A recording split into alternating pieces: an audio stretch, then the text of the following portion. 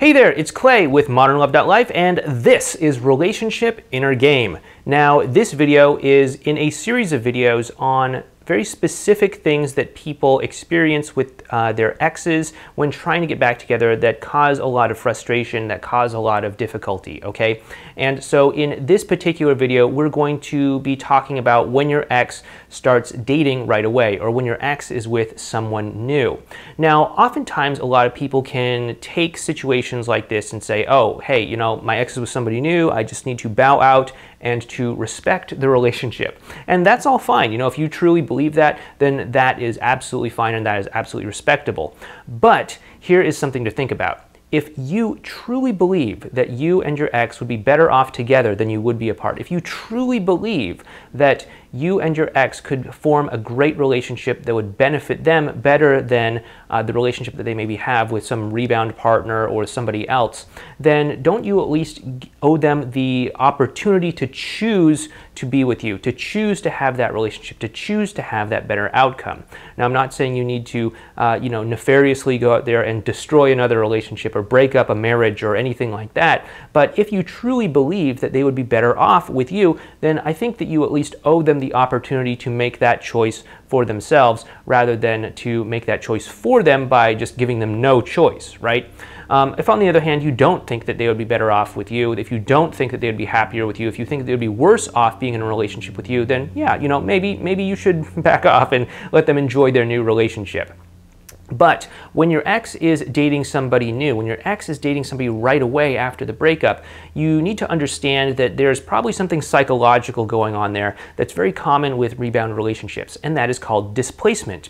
Oftentimes when people get into a relationship directly after ending a previous relationship, they tend to speed that relationship up very quickly so that it sort of looks like the previous relationship. So they might elevate it to certain levels of commitment that were similar to the levels of commitment that maybe they had with you.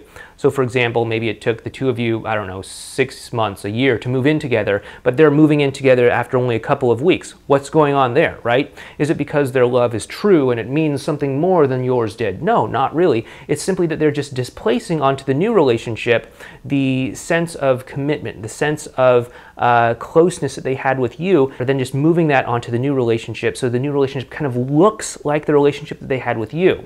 In that respect, they aren't really even having a relationship with this new person. They're really having a relationship with you, but you're not in the relationship. They're actually having a relationship with a different person, but it's really a relationship with you. How's that for weird, by the way?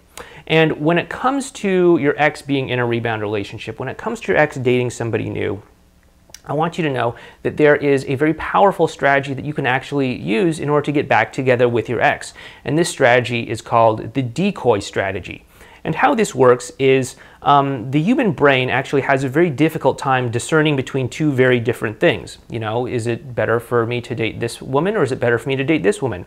I don't know. They're probably very different, right? But if it comes to situations like this, I could choose one or the other, one or the other. Who knows? Who knows which one I'm going to choose, right?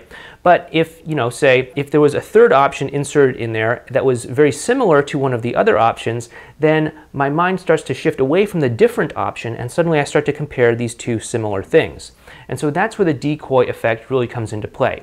If you can really differentiate yourself from the person that your ex broke up with, the version of you that your ex broke up with, then they are going to see and start to focus in on the difference between the current you versus the you that they broke up with, to the exclusion of their rebound partner, okay? And this is important, which is why it's absolutely important to demonstrate to your ex that they would not be walking back into the same relationship that they walked out of in the first place if they were to get back together with you. That's why often things like passive no contact don't work. That's why things like mind games don't work. You have to make a real, substantial, meaningful difference in the dynamic between the two of you if you are going to actually demonstrate to them and show them that they are not walking back into the same relationship that they walked out of in the first place, and really inspire a sense of trust for them to want to get back together with you.